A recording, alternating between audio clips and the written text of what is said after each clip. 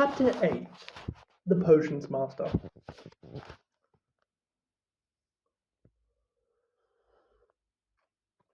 No, like physically told that perhaps Professor Snape has his master's degree in potions. Next to the tall kid with red hair, wearing the glasses. Did you see his face? Did you see his scar? Whispered followed Harry from the moment he left his dormitory next day. People queuing outside classrooms stood on tiptoe to get a look at him, or doubled back to pass him in the corridors again, staring. Harry wished they wouldn't. Because he was trying to concentrate on finding his way to classes. There were 142 staircases at Hogwarts. Wide, sweeping ones, narrow, rickety ones, some that led somewhere different on a Friday, some with a vanishing step halfway up, and you had to remember to jump. There were doors that wouldn't open unless you asked politely, or tickled them in exactly the right place. Doors that weren't really doors at all, but solid walls just pretending. It was also very hard to remember where anything was, because it all seemed to move around a lot. The people in the portraits kept going to visit each other, and Harry was sure the coats of armor could walk. The ghost didn't help either. It was always a nasty shock when one of them glided suddenly through a door where you were trying to open. Nearly Headless Nick was always happy to point to new Gryffindors in the right direction. But Peeves the Poltergeist was worth 2 locked doors and a trick staircase if you met him when you were late for class. He would drop waste paper baskets on your head, pull rungs from under your feet, and pelt you with bits of chalk, or sneak up behind you, invisible, grab your nose, and screech, "Go your Kong!" Even worse than Peeves, if that was possible, was the caretaker, Argus Filch. Harry and Ron managed to get on the wrong side of him on their very first morning. Filch found them trying to force their way through a door, which unluckily turned out to be the entrance to the out-of-bounds corridor on the 3rd floor. You wouldn't believe they were lost. Was sure they were trying to break into it on purpose, and was threatening to lock them in the dungeons when they were rescued by Professor Quirrell. Passing. Filch owned a cat called Mrs. Norris, scrawny, dust-coloured creature with bulging lamp-like eyes, just like Filch's. She patrolled the corridors alone. Break a rule in front of her, put just one toe out of line, and she'd whisk off for Filch, who'd appear wheezing 2 seconds later. Filch knew the secret passageways of the school better than anyone, except perhaps the Weasley twins, and could pop up as suddenly as any of the ghosts. The students all hated him, and it was the dearest ambition of many to give Mrs. Norris a good kick. And then, once you had managed to find them, there were the lessons themselves. There was a lot more to magic, as Harry quickly found out, than waving a wand and saying a few funny words. They had to study the night skies through their telescopes every Wednesday at midnight, and learn the names of different stars and the movements of the planets. 3 times a week, they went out to the greenhouses behind the castle to study herbology with a dumpy little witch called Professor Sprout, where they learned how to take care of all strange plants and fungi, and found out what they were used for. Easily the most boring lesson was History of Magic, which was the only class taught by a ghost. Professor Binns had been very old indeed when he had fallen asleep in front of the staff room fire and got up next morning to teach, leaving his body behind him. Binns droned on and on while they scribbled down names and dates and got Emeric the Evil and Urk the Oddball mixed up. Professor Flitwick, the charms teacher, was a tiny little wizard who had to stand on a pile of books to see over his desk. At the start of their first lesson, he took the register, and when he reached Harry's name, he gave an excited squeak and toppled out of sight. Professor McGonagall was again different. Harry had been quite right to think she wasn't a teacher to cross. Strict and clever, she gave them a talking to the moment they sat down in her first class. Transfiguration is some of the most complex and dangerous magic you will learn at Hogwarts, she said. Anyone messing around in my class will leave and not come back. You have been warned. Then she changed her desk into a pig and back again. They were all very impressed and couldn't wait to get started, but soon realized they weren't going to be changing furniture into animals for a long time. After making a lot of complicated notes, they were each given a match and started trying to turn it into a needle. By the end of the lesson, only Hermione Granger had made any difference to her match. Professor McGonagall showed the class how it had gone all silver and pointy, and gave Hermione a rare smile. The class everyone had really been looking forward to was a defense against the dark arts. Quirrell's lessons turned out to be a bit of a joke. The classroom smelled strongly of garlic, which everyone said was to ward off vampires he'd met in Romania, and was afraid would be coming back to get him one of these days. His turban, he told them, had been given to him by an African prince as a thank you for getting rid of a troublesome zombie, but they weren't sure they believed the story. For one thing, when Seamus Finnegan asked eagerly to hear how Quirrell had fought off the zombie, Quirrell went pink and started talking about the weather. For another, they had noticed a very funny smell hung around the turban, and the Weasley twins insisted that it was stuffed full of garlic as well, so Quirrell was protected wherever he went. Harry was relieved to find out that he wasn't miles behind everyone else. Lots of people had come from Muggle families, and, like him, hadn't had any idea that there were witches and wizards. There was so much to learn that even people like Ron didn't have much of a head start. Friday was an important day for Harry and Ron. They finally managed to find their way down to the Great Hall for breakfast without getting lost for once. What have we got today? Harry asked Ron as he poured sugar on his porridge. Double potions for Slytherins, said Ron. Snape's head of Slytherin House. They say he always favours them. We'll be able to see if it's true. Wish McGonagall favoured us, said Harry. Professor McGonagall was head of Gryffindor House, but it hadn't stopped her giving them a huge pile of homework the day before. Just then, the post arrived. Harry had gotten used to it by now, but it had given him a bit of a shock on the first morning, when about 100 arrows had suddenly streamed into the great hall during breakfast, circling the tables until they saw their owners and dropping letters and packages onto their laps. Hedwig hadn't brought Harry anything so far. She sometimes flew in to nibble his ear and have a bit of toast before going off to sleep in the owlery with the other school owls. This morning, however, she fluttered down between the marmalade and the sugar bowl and dropped off a note onto Harry's plate. Harry tore it open at once. Dear Harry, it said in a very untidy scroll, I know you get Friday afternoons off, so would you like to come and have a cup of tea with me around 3? I want to hear all about your first week.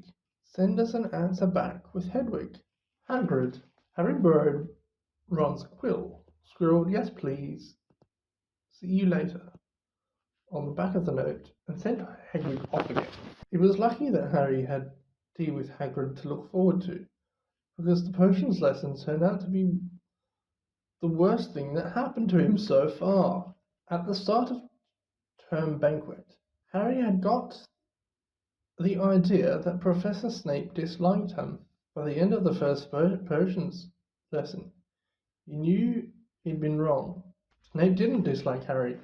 He hated him. Potions lessons took place down in one of the dungeons. It was colder here than up in the main castle, and would have been quite creepy enough without the pickled animals floating in glass jars around the walls. Snape, like Flickwit, started the class by taking the register, and, like Flickwit, paused at Harry's name. "Ah, yes," he said softly.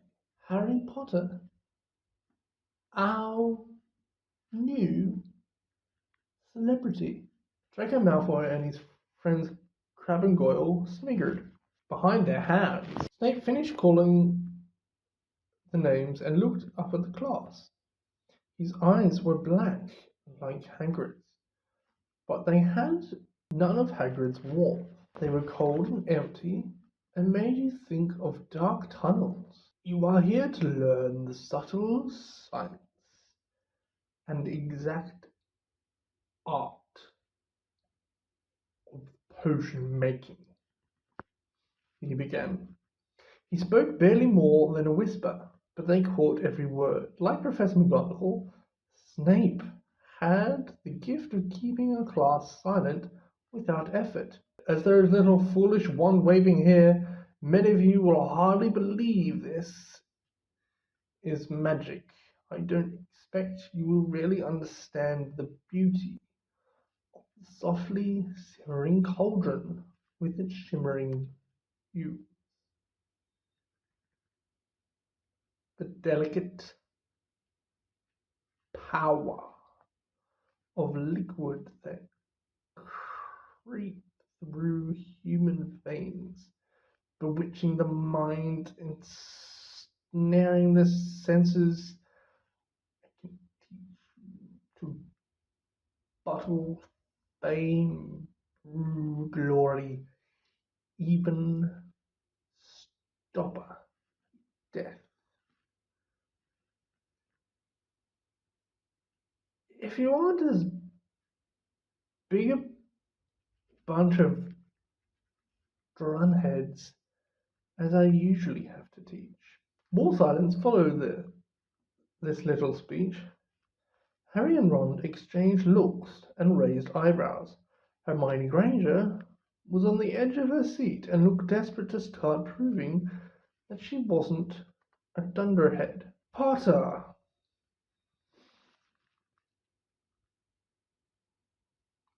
what would I get if I added powdered root of asphodel to an infusion of wormwood? Powdered root of what? To an infusion of what? Harry glanced at Ron, who looked stumped as well. Hermione's hand had shot into the air. "I don't know, sir," said Harry. Snape's lips curled into a sneer. "Tut, tut. Fame clearly isn't everything." He ignored Hermione's hand. "Let's try again.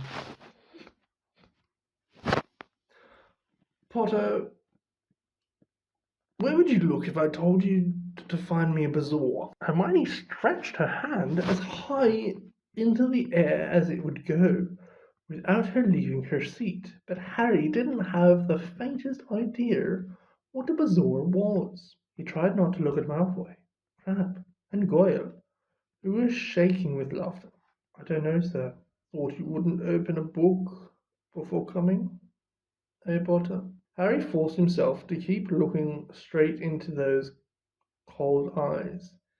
He had looked through his books at the Dursleys, but did Snape expect him to remember everything in 1,000 magical herbs and fungi? Snape was still ignoring Hermione's quivering hand. What is the difference, Potter, between Monkshood and Wolfsbane? At this, Hermione stood up, and her hand stretching towards the dungeon ceiling. I don't know, said Harry quietly. I think Hermione does, though. Why don't you try her? A few people laughed. Harry caught Seamus's eye, and Seamus winked. Snape, however, was not pleased. Sit down, he snapped at Hermione. For your information, Potter, Asphodel and Wormwood make a sleeping potion so powerful it's known as the Draught of the Living Dead. A bezoar is a stone taken from the stomach of a goat, and it will save you from most poisons. As for Monkshood and Wolfsbane, they are the same plant, which also goes by the name aconite. Well, why aren't you all copying this down? There was a sudden rummaging for quills and parchment.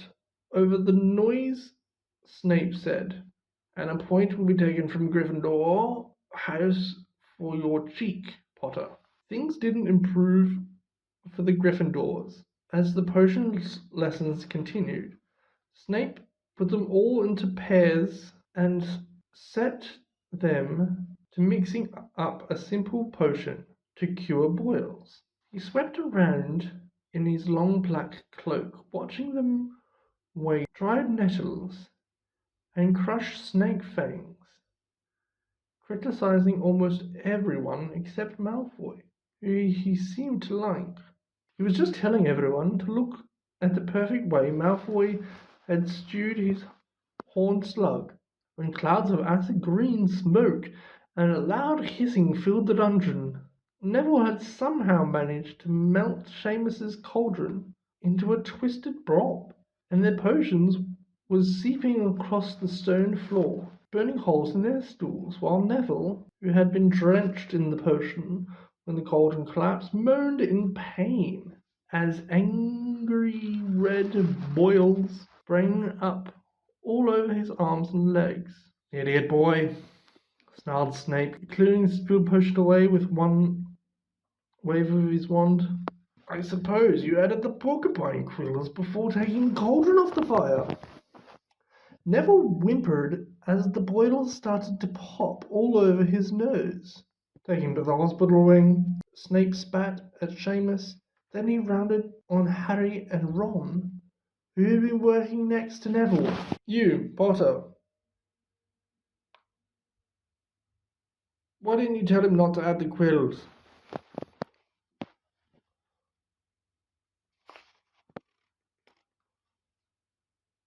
Thought it'd make you look good if he got it wrong, did you? That's another point you've lost for Gryffindor. This was so unfair. Harry opened his mouth to argue, but Ron kicked him behind their cauldron. Push it. I've heard Snape can turn very nasty. As they climbed the steps out of the dungeon, an hour later, Harry's mind was racing. His spirits were low. He'd lost 2 points for Gryffindor in his very first week. Why did Snape hate him so much? Cheer up, said Ron. Snape's always taking points of Fred and George. Can I come and meet Hagrid with you? At 5 to 3, they left the castle and made their way across the grounds. Hagrid lived in a small wooden house on the edge of the Forbidden Forest. A crossbow and a pair of galoshes were outside the front door. When Harry knocked, they heard a frantic scrabbling from inside and several booming barks. Then Hagrid's voice rang out. Back, Fang! Back! Hagrid's big hairy face appeared in the crack as he pulled the door open. Hang on, he said. Back, Fang! He led them in, struggling to keep a hold of the collar of an enormous black boarhound. There was only one room inside. Hams and pheasants were hanging from the ceiling. A copper kettle was boiling on the open fire, and in the corner stood a massive bed with a patchwork quilt over it. Make yourselves at home, said Hagrid, letting go of Fang, who bounded straight at Ron and started licking his ears.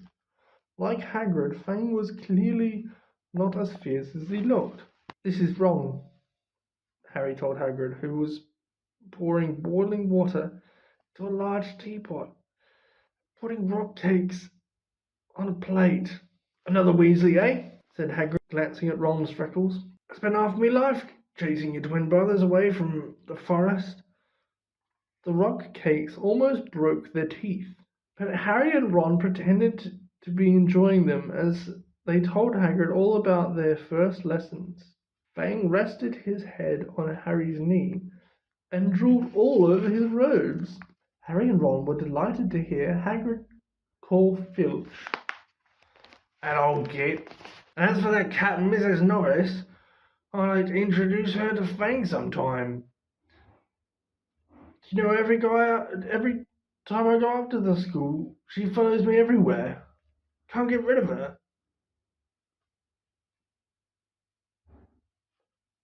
Filch puts her up to it. Harry told Hagrid about Snape's lesson. Hagrid, like Ron, told Harry not to worry about it, that Snape liked hardly anyone of the students. "But you seem to really hate me." "Rubbish," said Hagrid. "Why should he?" Yet Harry couldn't help thinking that Hagrid didn't quite meet his eye when he said that. "How's your brother Charlie?" Hagrid asked Ron. "I like him a lot. Great with animals." Harry wondered if Hagrid had changed the subject on purpose. While Ron told Hagrid all about Charlie's work with dragons, Harry picked up a piece of paper that was lying on the table under the tea rosy. It was a cutting from the Daily Prophet. "Gringotts break-in latest. Investigations continue into the break-in at Gringotts on 31 July, widely believed to be the work of dark wizards or witches unknown. Gringotts goblins today insisted that nothing had been taken, that the vault was searched, and it had in fact been emptied that same day. But we're not telling you what was in there, so keep your noses out if you know what's good for you," said a Gringotts goblin this afternoon. Harry remembered Ron telling him on the train that someone had tried to rob Gringotts, but Ron hadn't mentioned the date. "Hagrid," said Harry, "the Gringotts break-in happened on my birthday. It might have been happening while we were there." There was no doubt about it. Hagrid definitely didn't meet Harry's eyes at this time. He grunted and offered him another rock cake. Harry read the story again. The vault that was searched had in fact been emptied earlier that same day. Hagrid emptied the vault 713, if you could call it emptying, taking at that grubby old little package. Had that been what the thieves were looking for? As Harry and Ron walked back to the castle for dinner, their pockets weighed down with rock cakes they'd been too polite to refuse. Harry thought that none of the lessons he'd had so far had given him as much to think about as this tea with Hagrid. Had Hagrid collected the package just in time? Where was it now? And did Hagrid know something about Snape that he didn't want to tell Harry? He's a fucking Death Eater. Or